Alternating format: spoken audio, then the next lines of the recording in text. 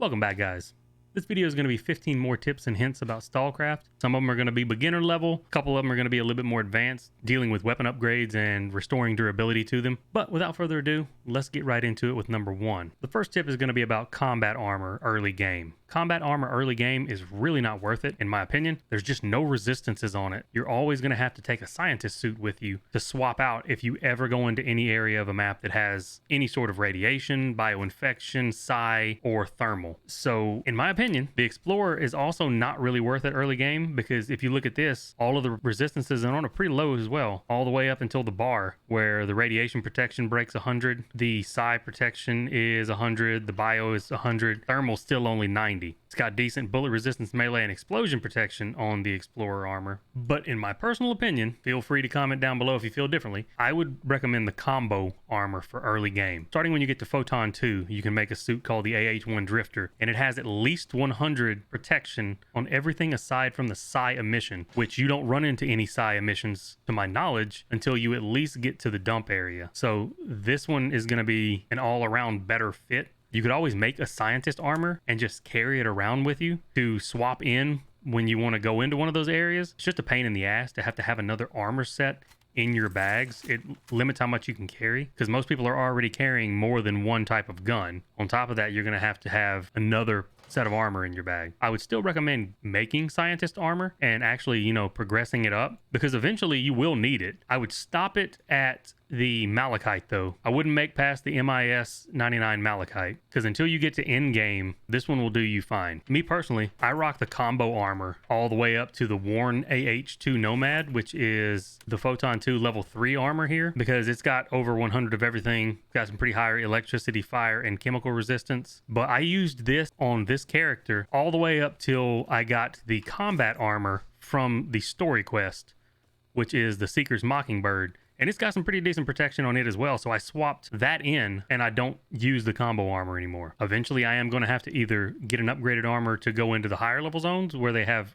rad 3s and things like that. But for now, while I'm running around the dump, the pit, and venturing into the dead city, the Seeker's Mockingbird from the story quest has been more than enough. That brings me to the number 2 tip I have for you guys today: backpacks. There are 2 different categories of backpacks in the sense of actual backpacks, not the containers that hold artifacts.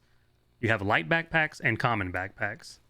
Light backpacks are going to be the sports bag and the transformer bag that you can make back in the first zone here. If you actually mouse over and you see where it says light backpack here, this one says light backpack. All the other backpacks say common backpack. Pretty sure the Hellboy and the Tri-Zip, yeah. I've seen many people asking in chat, why can't I put my armor on? I can't swap my armor out. And it's because they're using a scientist category armor, which is what this is, and you cannot put a common backpack on. You can only put light backpacks on.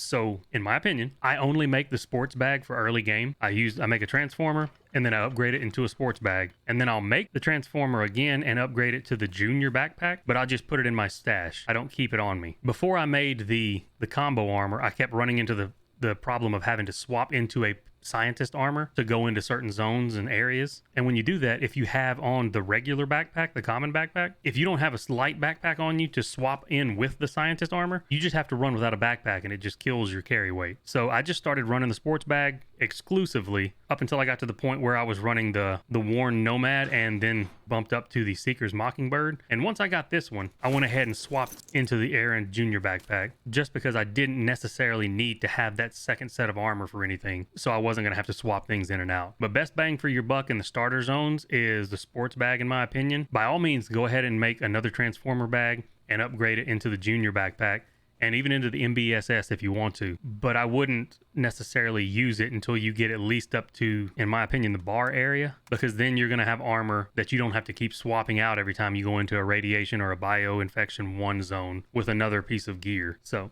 just my 2 cents there. That's how I did it. I see so many people asking why they can't put backpacks on, so I figured I'd throw that in this video. So if you were having that problem too and didn't know, that's why you can't wear your common backpack if you have a scientist armor on. Tip number 3 is going to be the different offers for barter items. I've seen a couple of people that didn't know that you could do this, but if you click on the top up here, you actually have different things you can give them to get the same item. So if you don't have the old SVT, let's say you didn't build one in the boathouse, you do not want to go back to the boathouse. To make the worn SVT 40, you don't actually have to have it. You can go to offer number 2 and it's just more expensive on mats than it would be if you had the other gun to turn in as well. So with the old gun, it's 6 stinky roots and 31 seeds. Without it, it's 9 stinky roots and 45 seeds. Sometimes it's worth it to just pay the extra materials and not run all the way back to the boathouse, because running around in this game is like 80% of the game, it seems like. So if you can alleviate some of that back and forth between zones, that's always a plus in my book. Not every item is going to have a second offer though, with that being said. Like if you look at the DP here, there's not a second offer for making this. So you're not always going to get lucky and be able to skip a previous gun, but it's worth checking to see if you can. So that tip is going to lead us into tip number 4, which is submitting a collection task for a barter item. So right now I'm rocking the SMG Vityaz and the SVT-40. So we're going to check the SMG, what it upgrades to here. It upgrades to the Worn AS Val at the bar level 3. So I don't actually have the level for it right now with the bar, but if I wanted to start collecting all these items so that when I did get that reputation level, I could just make it, you can go to this button right here and submit a collection task. And now that shows up on the right of my screen, right under the mini map, with all of the items I need. So if you're out farming, you can keep track of how close you are to having everything you need to craft that gun or that piece of armor or that attachment, whatever it may be, so that when you get it, you can come back to a safe zone, drop it off, and you know when you hit whatever reputation level you need, it's ready to go. All you got to do is come back and barter for it. Tip number 5, while we're sitting here in the safe zone, the music in the safe zone, it started out, it was fun. I liked it. It was okay. But after you are running in and out of the safe zone over and over and over, the music started to grate on me a little bit. The next tip is going to be how to turn that off. If you haven't actually looked in your sound settings, there's actually just an off and on switch for the music in the bass. And it is so much more peaceful after I turned it off. It was fun at first, like I said, but after a while, it's just the same songs repeating. So it kind of wore on me a little bit. So that's all this tip is just if you haven't noticed where to turn that off. Tip number 6 is going to be how to upgrade weapons, and if you damage the durability during the upgrade process, how to repair that. So I'm actually going to upgrade my SVT and my Vityaz because I'm going to be making both of those into something else. So this one's already a +1, so let's do it. And how you upgrade them is with cheap tools or tools. Cheap tools can be used on any item, I'm pretty sure, but I'm pretty sure with the cheap tools, the probability of successfully upgrading that item level by 1 goes down with the higher your item level is. So let's do this real fast. Check out my gear, and you're going to want to go from not maintenance, but you want to go to the modification here. And what we're going to do is we're going to drop this in there, and we're going to drop these tools in there. Chance of success 100%, so it'll go to +2.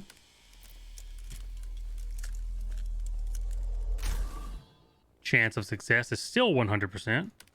We're going to take it up to +3. Now it dropped once I hit +3. I have a 50% chance of actually upgrading it, but there's a 50% chance it may fail. If it fails, it's going to hurt the max durability on your weapon, so it's at 100% right now. As far as I know, spare parts are not in the game yet. Once the spare parts are in the game, the way I understand it is if you put these in here, it will not affect the durability, or you have a higher chance of not affecting the durability if your upgrade fails. So we're going to do it again just to see if it hurts the durability, because I'm going to take this up to +5. Okay, I was kind of hoping it would fail, honestly. As you see here, that one failed, still +3, wasted one of my sets of tools, but my max durability went down to 90%. Every time you do that and fail, your max durability is going to go down. My chance of success went up slightly since I failed, so let's try it again. Nailed it. We actually worked. Up to +4. Max durability is still 90%, but our chance of success has dropped to 33%. Now you can keep going with and just testing your luck. So we're going to roll the dice with the cheap tools.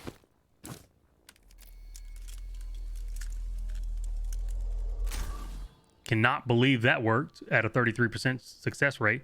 But we're at +5. I would recommend not going past +5 until you have at least a purple quality weapon. That's just what I was told. They said that the higher you go up past that point is more likely to push you into a higher gear bracket where you're fighting people with much better gear than you. So I would just not go above +5 until you get some purple weapons. And honestly, until most of your gear is purple. Then I would start worrying about going up above +5. So post-production Matthew here. I was just informed that it's not even possible to go past +5 on the upgrades yet. That's something that is going to be added in a later patch. It's kind of a way to time gate how fast people progress in the game. The information that I was getting was from people who played on the Russian servers, which everything is already released on because it's been around for a while. So the don't go past +5 on your upgrading is more of a future tip at this point, until they add, possibly in January's patch, the ability to go past +5 on your upgrades. But now that we have gotten this to +5, we're going to show you how to repair it, because obviously I am max durability is 90% now. So you go back to your maintenance tab, and as long as you have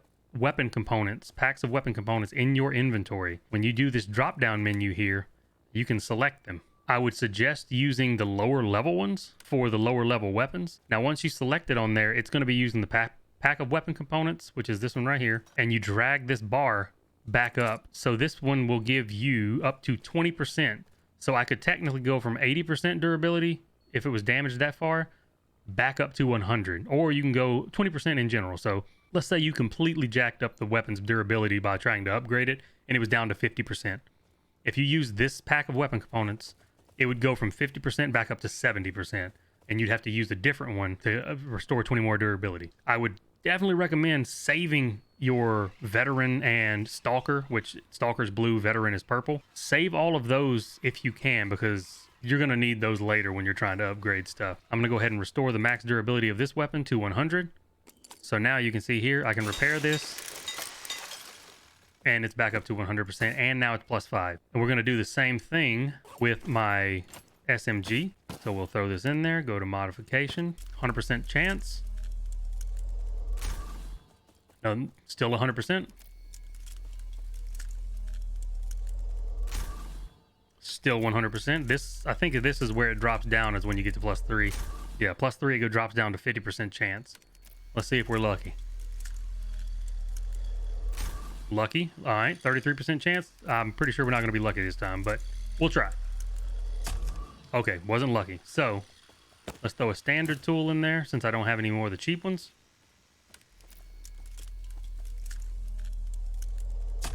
Oh, not lucky again. I used up all my luck on the SVT. Still not lucky. Still not lucky. Max durability is down to 68%. There we go, +5. Max durability 68%. You hate to see it. Now, I probably am going to use a couple of these stalker ones. So one, if you take the bar all the way up, it tells you right here, it's going to use 2 out of the 5 you have to restore your durability. So let's restore that, and then let's repair that. Now that you've upgraded your weapons, this upgrade does carry over to the next tier, as long as you stay in the next progression chain. So for the Vityaz, as long as I upgrade it to the Worn AS Val, which is in the same tree here and going in the same line, that +5 will carry from this to this. Same thing with the SVT. Since I'm going to upgrade the SVT to the Worn SVD, when I upgrade it from here to here, it's going to be a Worn SVD +5 already. So that's a pretty bare bones breakdown of how to upgrade and repair the durability, and the fact that if you upgrade it to +5, for sure, I'm not sure about farther than +5, if you upgrade it to +5, it stays with that weapon when you continue to upgrade it in the same progression tree.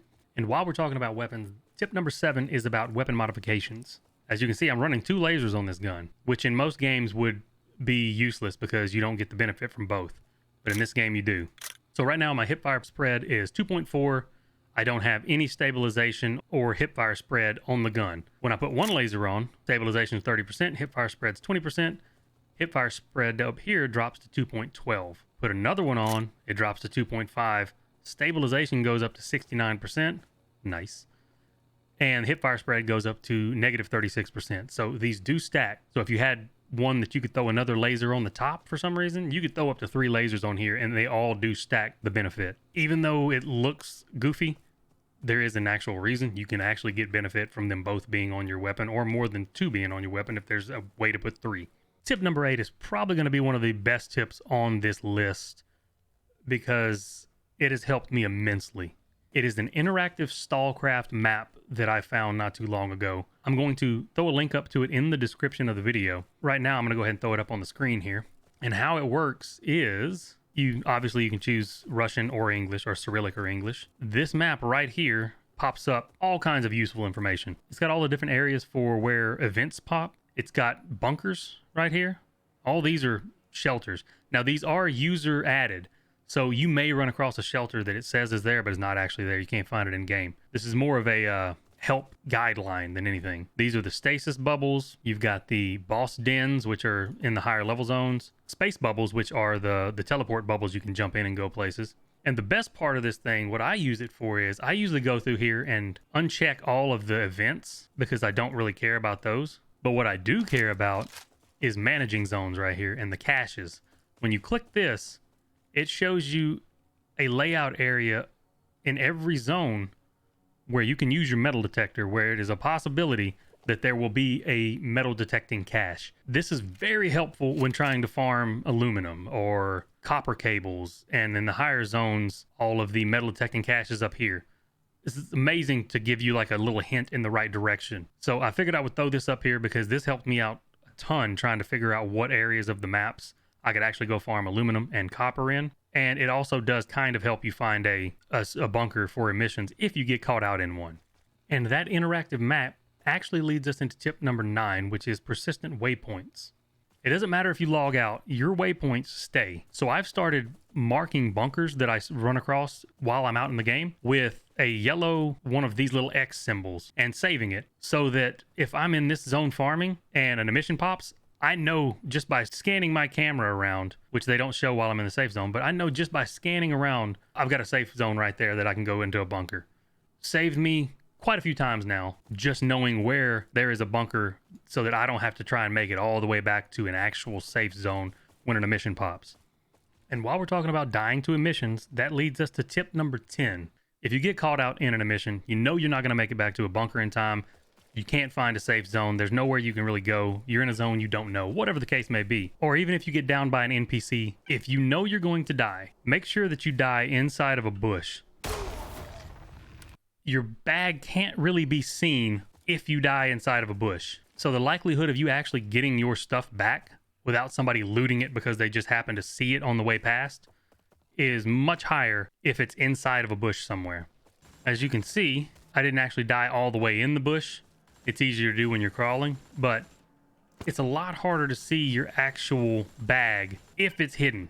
And this is a good time, since I've died twice right here for the suicide and to a player, to talk about the next tip, which is waypoints for the death. As you can see, I have 2 death waypoints up right now. If you go into your settings in game, enable death waypoints is already on by default. You can set it to keep track of up to 5 deaths. And you can also change the time limit of when they disappear up to an hour or down all the way to 0 minutes where they do it immediately. I usually leave mine at 30 minutes because that's more time than you usually need to get back. It's helpful if you have more than 1 death waypoint on your screen, because if you're doing PvP, you're gonna die a couple of times. You may not make it back to the first place you died immediately. You might die again on the way. So keeping track of where all you have died in the last 5 deaths helps a lot without having to make actual waypoints on the map that you're gonna have to delete later. Tip number 12 is going to be about daily rewards. Even if you're not a subscriber to the game and pay a monthly fee, you still get daily rewards, and you can check those by going to your profile and clicking on daily rewards. And as you'll see, some of these things are usable items, like the crate of ammo, you get the domestic field rations, pouches of first aid kits, things like that. What I didn't realize until recently is they have durations on them. I've already opened the crate of ammo that I've got, but I still have a pouch of guides, first aid kits, and some field rations from last week. And we're gonna look at that right now in my inventory. The field ration still has 6 days and 3 hours left on it, so I've got plenty of time to use that. However, the pouch of guides, first aid kits only has a day and 18 hours left. If I don't use these before that day 18 hours is up, they just disappear. So what you can do is, if it's something like this that's able to be opened, you can take them out, and when you do, they don't have a time limit on them. So if it's something that is going to expire, instead of losing the item completely by leaving it in the package, you can take them out of your package, and now you can throw that into your stash, and it's there until you use it. Now with the food items, you can't really do that, but what you can do is, if you know that it's going to run out before you use it, just eat it. It gives you a buff. You get 5% vitality, 10% stamina for using it for 25 minutes. Don't do like I did. I've let a lot of them just waste away. Some of them are actually pretty good things, like you get anomalous dust, and you also get cheap tools. And if you're a subscriber, you get crates with proto artifacts and components cases which are the items that you use to either upgrade your weapons or repair your weapons to full durability. So it's definitely worth opening them so that you don't lose them, or if you can, using them so you don't lose them in the case of the cheap tools and things like that. Tip number 13 is going to have to do with all the F1 keys that you can use in the game and what they do. Somebody mentioned it in one of the previous videos I put out, and so I figured I'd go through it just in case you guys don't know. F1 hides your HUD. Everything on your screen disappears if you hit F1. That's good for taking screenshots or whatever, or if you want to play actual hardcore mode. F2 is obviously screenshot, and so is F12. F2 is for the game, F12 is for Steam. Shift F3 brings up your FPS, your packet delay, all of that, and for some reason under your minimap is like your dedicated RAM usage and the used memory. You can't really see that because of the minimap, but it does bring that up as well. F5 is third-person view, basic Minecraft third-person view. So you've got the back shot, the front shot, and then back to first person. The animations for this aren't really in yet for the most part, because if you pull out your rifle, he's just sticking it straight out. He's not really holding it, but this is only usable in safe zones, so it's just something that's fun for taking screenshots or running around in a safe zone. And F8 is cinematic camera. This is me moving my mouse without F8 on. This is me moving my mouse with it. This is good for if you're going to be making little video shorts or something. You can hide your HUD and then do the whole cinematic looking left and right while you're walking thing. I thought I had broken my mouse when I accidentally hit F8 before I knew what it did. And F11 is just drops it out of full screen mode. Tip number 14, always have your metal detector and your wide range and short range detectors on you. And I'm going to show you why right now. Not having the metal detector on you, since it works in your backpack, you'll hear it beep even if it's not in your hands, is kind of just leaving materials on the table. It's easy to keep it in your backpack, run around, it beeps, pull it out, find the thing, immediately put it back up, because the whole time you're holding it in your hands, it's draining charge. So you don't want to keep it out if you don't have to. And up until recently, I didn't carry the scanners with me, but they are worth carrying because you can just hit X, do the middle range scan when you enter a zone. You can hit the escape button and drop it down. It's still scanning the whole time. As long as you still hear the noise, it's good. Just run around, do stuff. Now be aware that it is going to pop up in your screen when it gets done scanning, so don't get into any firefights if you can help it. But as soon as it pops up, it'll tell you if there is a signal. If the green light here is on, there is a signal. Hit search. It auto-equips your little short-range scanner into your pistol slot, and you just follow the little bright light here. All you're trying to do is fill up that locating progress over there on the right under the minimap to 100%. And the closer you get to the actual cache, the faster the percentages go up. Like right there, my metal detector's going off, so proving my point that you should have the metal detector in your bag at all times. 80%, 85%, and as soon as you hit 100%, the box will literally materialize out of nowhere, but it is full of stuff. You get some anomalous dust, good ammo, plus the alpha data fragments, repair parts, and then trackers like alpha group trackers and things like that. So it is definitely worth doing as soon as you hop into a zone, because the amount of stuff you get out of it is just, you can't really afford not to. And that brings us to the final tip of the video. Tip number 15 is going to explain how emissions work. Emissions are 5 minutes long. The first 2 minutes, you don't take any damage. It's going to be hard as hell to see because the whole screen is shaking, but you don't take damage for the first 2 minutes. Minutes 2 to minutes 4, you take a ton of damage. You're not going to live through it if you're too far away from anywhere, and there's no suit in the game that will save you. The interesting thing is minutes 4 to 5, so the last minute of the emission, you barely take any damage. Your regular health regen will pretty much keep you alive. It just dips down from 100% health to 99, back up to 100 to 99, back up to 100. You can pretty much leave within the last minute of the emission and run back towards your body. It gives you time to get a jump start on getting back to your bag if you died somewhere, or gives you a jump start on getting to a zone and getting set up to ambush people. That's how the emissions work. You don't actually have to sit there the full 5 minutes. You can immediately start heading back at the minute number 4 mark.